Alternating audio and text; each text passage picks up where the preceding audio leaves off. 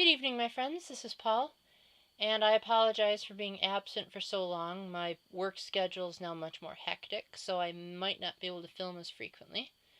But I just beat Phoenix Wright Ace Attorney Spirit of Justice today, and of course, I had to do a review on it. Now, this one's going to be a three-parter because I'm just going to come right out and say it. The big draw of this game, as like the selling point, was that the new way of finding contradictions would be through divination seances, where Phoenix was able to view the victim's last memories in the pool of souls. And anyone who's anyone, practicing Christian or Catholic, should know that the Bible forbids divination and seances. And so, of course, that got my Catholic warning bells ringing like crazy, hearing about this game and throughout. So as a result, I'm going to make this a three-part video. This first part right here is going to talk about the game by itself, whether you should pick it up or not. Part 2 is going to be focusing on the really aspects of where the Catholic moral high ground is really shaky. And then the third part is going to talk about where the game really succeeded, because there are a lot of really good messages to be found despite the occultic origins. So without further ado, let's get on with it. So in case you haven't watched my Apollo Justice, Phoenix's Downfall, and Professor Layton vs. Phoenix Wright review videos, you should probably do yourself a favor and watch those first, so I don't have to explain the premise of what the Ace Attorney games are all about, because this game doesn't really try to do too much different in regards to what's been done before.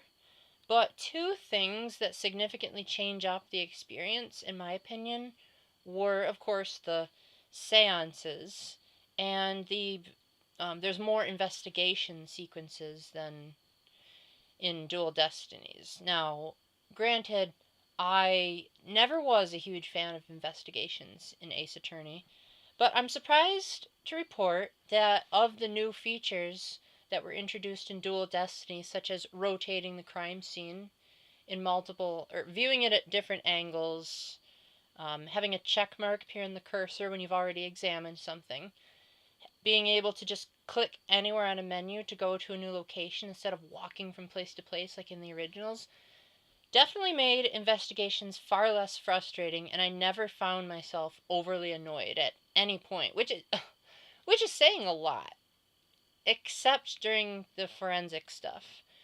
And you might recall in my Apollo Justice review that I really enjoyed those in Apollo Justice. One of the few redeeming traits in a character that felt like kind of a throwaway. But this game just sort of seems to go out of its way to annoy you in the forensic investigation. So for instance, something as simple as dusting for fingerprint powder becomes a chore that I believe at one point took me over a half hour to search for fingerprints, because you have to be very precise about where you put the fingerprint powder, and you only have so much that you can use, and then you don't even know, like, when you blow into the microphone, or you have a blow button now, if you're properly spraying the fingerprint powder or not. So it's a tedious process that, for once, I actually have to give Apollo Justice credit and say that it actually surpassed its sequel in that regard. Still, I can't get over Emma's catchy new theme song, so it's forgivable to hear a nice little disco beat when you're investigating a tedious sequence. So that aside, you're probably wondering, okay, Paul, get to the courtroom already. That's the meat of Ace Attorney. Well, the courtroom does not disappoint, let me tell you that. Everything that's been used before in the courtroom still works great. The divination seances, they work, they control well, and they present some really good animations. I found them to be incredibly difficult, because unlike the Mood Matrix, where you can make as many mistakes as you want, and it's not going to give you any penalties, divination seances do. And so as a result, you only have 5 hits this time before you get an automatic game over. And so as a result, it led to way more trials, like having a guilty verdict, than normal. Because a lot of times, it was very unclear to me exactly what I was supposed to be presenting. Or, and this was a prominent factor throughout most of the courtroom, was oftentimes I'd have a logical conclusion, and it would turn out that I'd be right, but I'd be right way ahead of the game's characters. So I'd try to present something, and because the characters hadn't figured it out yet, therefore they wouldn't let me figure it out. So I essentially had to play the game the way Phoenix played it. And sometimes I would have a logical pattern, but I wouldn't know how to present it within the dynamics of the game. So I might be thinking like, okay, I've got this all figured out, but the game's not giving me a good enough way of doing it. Like, the evidence just doesn't seem to make sense with what my theory is. And like I said, I was correct. It just sometimes wasn't always clear how I should tell the game given the limited parameters that I have.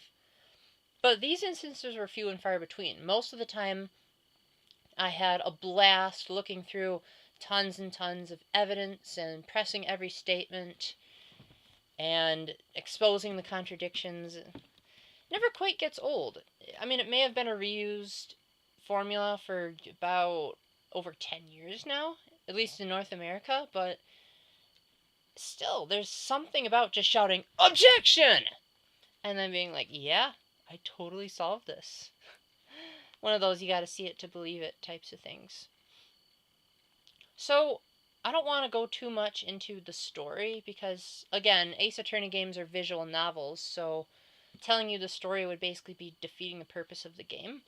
But one thing you gotta be prepared about is there's two courtrooms this time around. There's the Kurayani's High Court and the just normal old courtroom. And the courtrooms operate very differently depending on which character you're playing as. When you're Phoenix, you're of course going to get the foreign courtroom, perhaps as a nod to Professor Layton versus Phoenix Wright. And in there, some of the terminology that you're used to is going to be unfamiliar because it's in a foreign courtroom, which is part of the fun, but it may also present an unnecessary learning curve for people that are just getting into Ace Attorney. So just as a little warning there, in case this is your first game, which I hope not, because another thing this game does really well, and that goes into the regular courtroom, because Phoenix's subordinate, Apollo Justice, and his other new recruit, Athena Sykes, they handle the courtroom cases back in the US, where things are much closer to an actual trial, as best as they can be within the satire nature of Ace Attorney. And that is perhaps the thing that this game does the best, is character development. Apollo, let's be honest, he was not exactly the greatest main character in his debut appearance. But the game references this, and not in a fourth wall breaking way, but like literally within the story, Apollo realizes his shortcomings. He came a long way in Dual Destinies to begin with, and then he really comes along in this game. I mean, Apollo's not the only character that gets a lot of development. Emma, for instance, she's vastly improved since her overt grumpiness in Apollo Justice. Even Trucy, that one character that I ridiculed in Apollo Justice for trying too hard to mimic Maya, even she gets an entire case where, you know, she gets to develop her character a bit more. So, suffice to say that the characters have true depth to them, and even though the game hardly ever takes itself too seriously, the emotions and characterizations are very real here.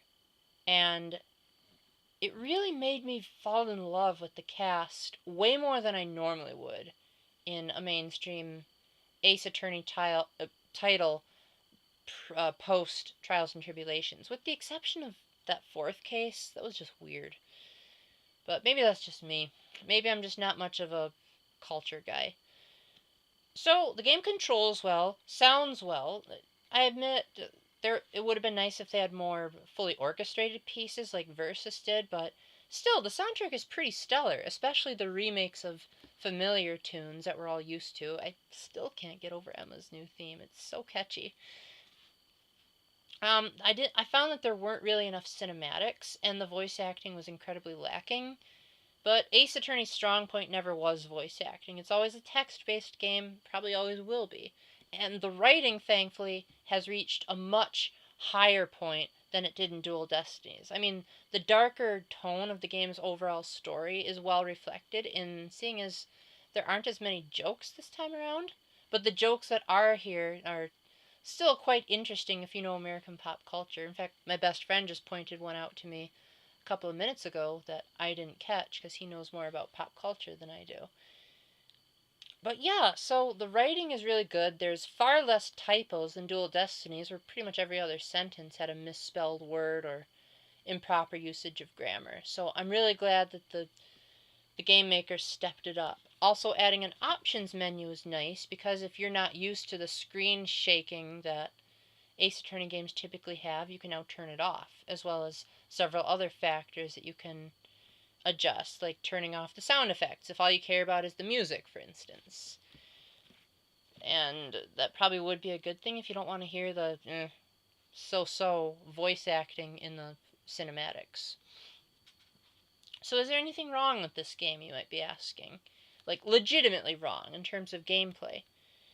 Well, like I said before, sometimes you might find yourself thinking too ahead of the plot, and that's a persistent problem in the entire Ace Attorney franchise. So it's probably something that's just never going to go away. Also, I feel like while the story was good and definitely one of the best in Ace Attorney's history, on the other hand, there were several key points that didn't really get addressed as well as I'd hope. So, I mean, they could be fixed with the upcoming DLC, but until then, if you are not the type of person that purchases DLC, you're likely to find a few major mysteries unresolved or left at a cliffhanger that the game will probably end up needing a sequel to fix. Also, I was a little bit disappointed that Athena was somewhat underutilized in this title. Now, Athena was like a huge focus of Dual Destinies, seeing as she was like practically the main character, but she really doesn't get all that much screen time, and when she does, it's mostly just like, the comedic relief. So I was a little bit disappointed by that. But overall, this is definitely a must-play game. There might be a few cringe-worthy moments if you're a little bit squeamish, but thankfully this game isn't rated M, so it shouldn't be nearly as gruesome, even though I still think that M rating is bogus. And what has worked has been preserved, what didn't work has been cut, and what could be made better was, for the most part, made better, which is, like I said in many of my video game reviews, what makes a game great, in my opinion. Now, is this game a masterpiece? I wouldn't say so, because the US courts seem so at odds with the Koreanese courts. You go from like super serious to super lighthearted, and it's a bit jarring, to tell you the truth. But that's not to say they're not good. Just the inconsistent quality is something that I'm not really used to in an Ace Attorney game. But it is worth persevering through, because that final case is, as always, stellar. And as a fellow that loves a good intellectual showdown, you don't get much better than this. And this is coming from someone who revered the final showdown in Professor Layton versus Phoenix Wright, so that is saying something. Anyway, yeah, give this game a try. Make sure to check out the next two parts of my review. Can't promise I'll get to them in the near future, but know that they are coming. And until I manage to make my next video, keep the faith, stay epic, and God bless. Bye.